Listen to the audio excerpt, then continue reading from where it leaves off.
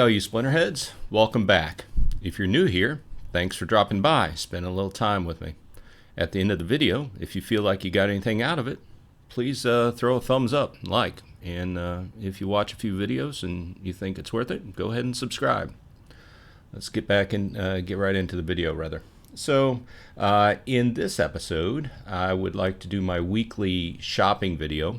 If you've been around, watched a few of my videos over the last several months, you know that it's kind of common for me to post on either a Friday or Saturday. I do have a weekly quote-unquote allowance that I've designated of 25 USD.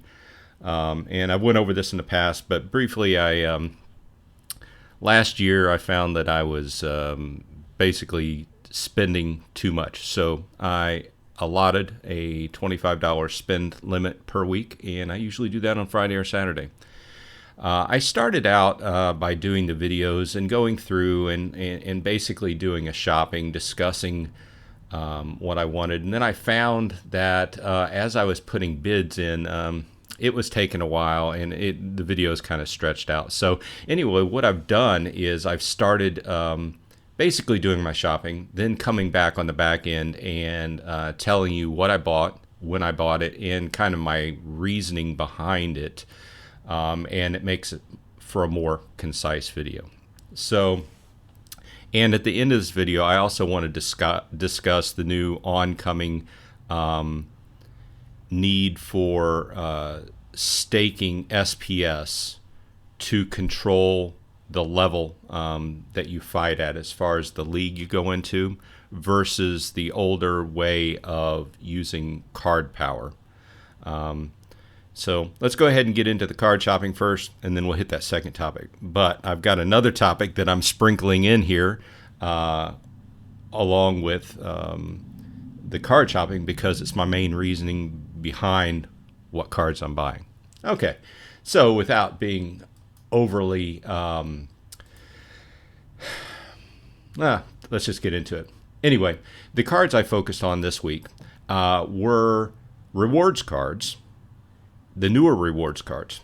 So if you've been with me, and you can watch several of my last few videos, shopping videos that is, you know that I focused on the older rewards cards because they're coming not end of life, that's not the right term. Anyway, they'll be printed at 100% and they'll stop dropping, okay? And the thought process behind that was, well, logically, and let me stop here and say none of this is investment advice. I'm a guy who is a card player, and I like to pick up cards with good value. And as Dwayne has said in his videos frequently, there's a difference between price and value. So I think a lot of the rewards cards are good value because one, they're cheap, and two, a lot of them are good playing cards. They they strengthen your hand. Anyway, with that said, the older cards are getting to 100% print rate, so they'll stop dropping. I believe that the prices will start inflating after that. And I'm not necessarily going at it from a point of view of reselling, although that would be nice on the back end if I want to sell some and get a little profit. I was more going from it strengthening my hand and getting the cards before they actually inflate. Now, compounding that, we also have the change to the actual cards that are dropping, the rewards cards in the future, in the near future. And it's been approved and talked about on several town halls. So you all probably know, but the rewards cards will go soulbound, which means that right up front, they've discussed several options as far as making them sellable in the future and tradable. But right up front, the point is they won't be sellable or tradable at the beginning, right? So, and that was aimed at it was aimed directly at the big bot farms, right? Who are just, spamming thousands of matches, getting these cards, selling them for pennies, literally pennies. You'll see as I go into what I bought, and dragging the market down. So with that said, I aimed at getting some of the newer rewards cards because I've already shored up my set of older rewards cards. Let's go ahead and go into Peak Monsters, and let's go down and see what I've done the last. Okay, let's start here. So this was 3 days ago. We'll just start with what I did this week. Now this is not a rewards cards, but I did go ahead and I found a good deal on Crypt Beetles, so I went ahead and maxed that out. And of course I did the combine on that. This was a rewards claim chest. Might as well show you guys what's happening in my account as I go along. Here's another purchase I made. Yeah, this was yesterday. So I went ahead, and this will take a while to load, but you get the idea. I went ahead and maxed out Murd Hampier because literally I got these at half a penny each. Now usually I like to put bids in and get these on bids, but whenever you go to the main sale page and look at them and you see these deals where people are selling these multi BCX copies and literally at 0.5 pennies, US pennies per BCX, I couldn't resist. So I maxed this out for very little. You can see, let's see here. Cards combined, those were the two cards I've combined. Here was my chests from 2 days ago. So I didn't really get anything exciting this week. I've been getting a few rares, but as typical, a lot of potions. Here's another purchase I made yesterday, the bat. So I went ahead and maxed him out. Got a good deal on them too, like 0.7 pennies per BCX. So I figure, why not? I mean, is it an awesome card? No, but it helps in the long run to have some maxed out cards, right? Especially when they're going for very little. Now, keep in mind that they're most likely, because they discussed this during one of the town halls, is that more than likely they will cut off soulbound when the soulbound rewards cards change comes. That was a mouthful. They will cut off the old cards, meaning like this is a bat and it's one of the newer old reward cards, if you get what I mean. But that will cease to drop as well, because as they kind of, from a practical point of view, it makes sense and it's easier to have everything cut off and everything go soulbound at the same time, versus having some drop that are not soulbound and some drop that are soulbound, and then it just gets confusing, especially for newer players. And a lot of these changes coming down the pike. Let's be frank, it just makes it more difficult for newer players, or confusing. So they're doing their best, and on kind of side topic, but they are working on the new player experience. That's a few of the changes that are on the roadmap, but I digress. So let's keep going here. I did the combine on the bats. The next purchase I made, that was Murd Hampier again. Anyway, I ended up maxing him out at level 10.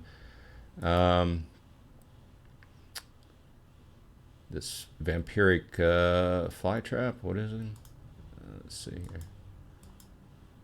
I forget the name.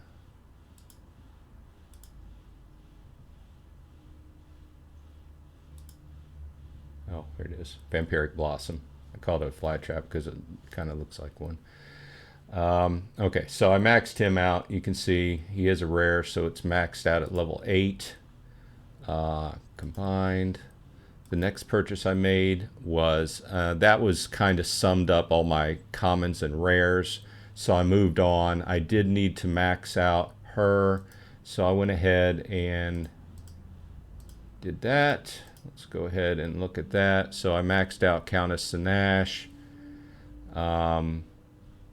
Great card as far as I'm concerned. I don't play fire a whole lot, but it's a great card. Next purchase, Kinjo. Make sure I'm saying his name right. Yep, Venator Kinjo. I maxed him out. Level 4. Starting to run out of money. I still got a little bit left over. I got $3.50 left over from that amount, the 25 weekly dollars. So I'm doing pretty good. And then I did not max out the bear because I did not have quite enough money. Come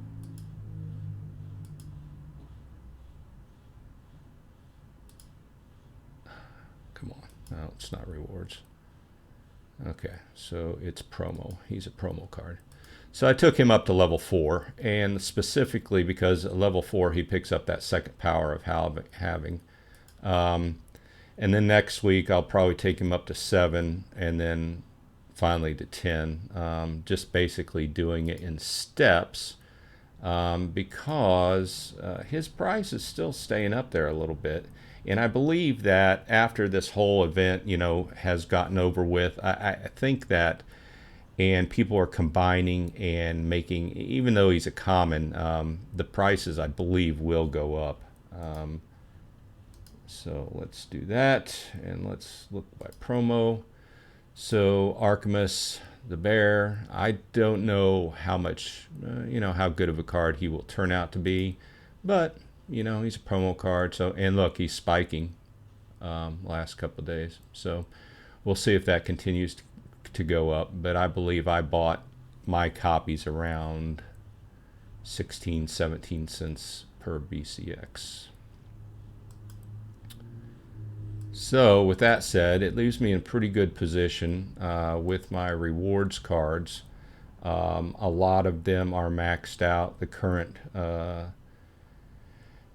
varieties, and I think I'm sitting pretty good for whenever they go soulbound. Now, I am an investor, but I'm not really an investor. In other words, I didn't go ahead and go buy a bunch of copies just with the purpose for reselling. But I did want to make sure that I had some max copies to be able to, 1, play, and then 2, rent them as needed to make a little bit of money. Okay, with that said, let me take a little bit of drink of coffee. I'm doing a lot of talking.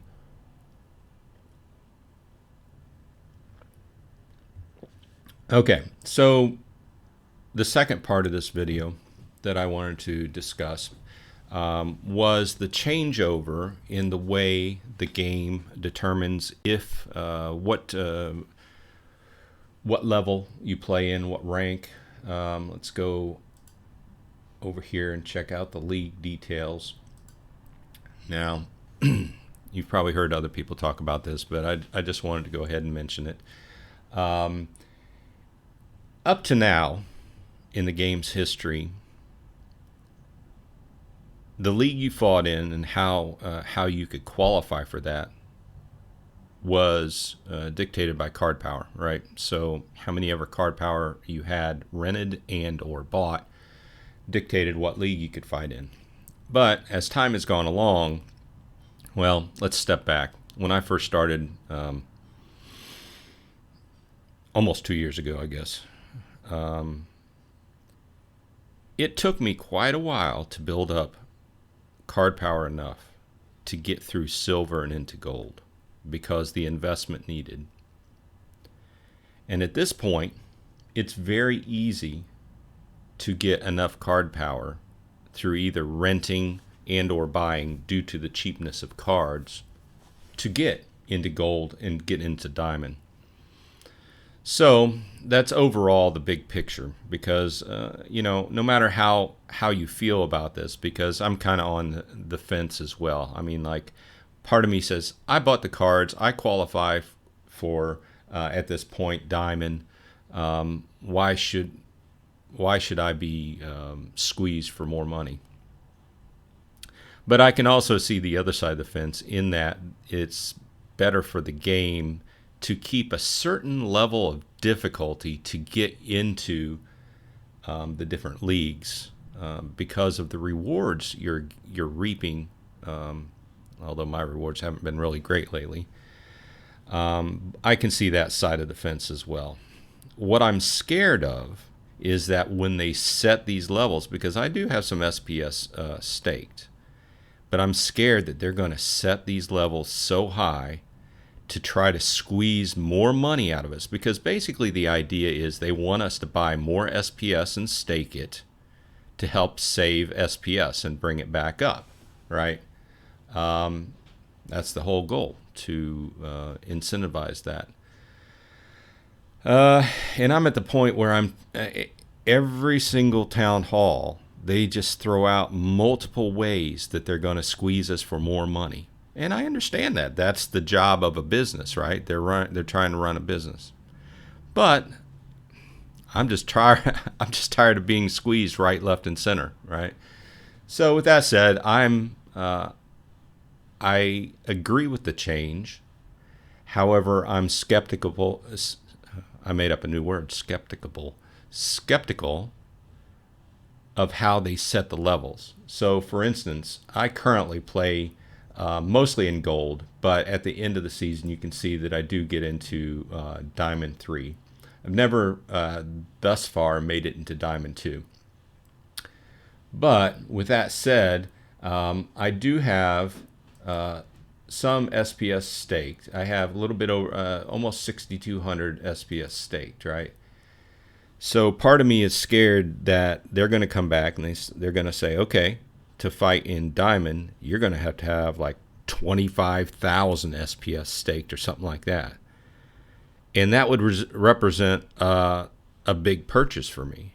And then I would be at the turning point of, well, do I want to put an extra few $100s into SPS just to be able to play at that level? Because the rewards I've been getting, and I can show you right here, point blank. These are the rewards I'm getting, and you can see on a daily basis: 3 chests, a rare, common, bunch of potions, few SPS, right? 9 SPS. Oh, that's from battles, but you get my drift. There's a couple rares on that day, 4 chests, and then it goes to gold chests. But you can see that overall I'm not getting awesome. There was one pack. There was actually last week I did get a few packs, but overall I'm getting commons mostly, few rares. There was a day I got 2 packs. There was a day I got 1 pack, but that's overall the best things I've been getting lately. And most of them are commons or rares, bunch of potions, right? So overall, I've got to ask myself, okay, so these are the prizes, the rewards I'm getting in Diamond. Are these worth spending an extra couple $100 in SPS to stake just to keep getting these? I don't know. Right off the top of my head, I would probably have to say no. So, but everybody has to draw their own conclusion depending upon where they sit, what kind of chests they're getting, and make that decision themselves. So with that said, I think this video has drug on long enough. I appreciate you stopping by and spending some time with me. If you drew any value from this, please like and subscribe. Otherwise, I will see you on the flip side.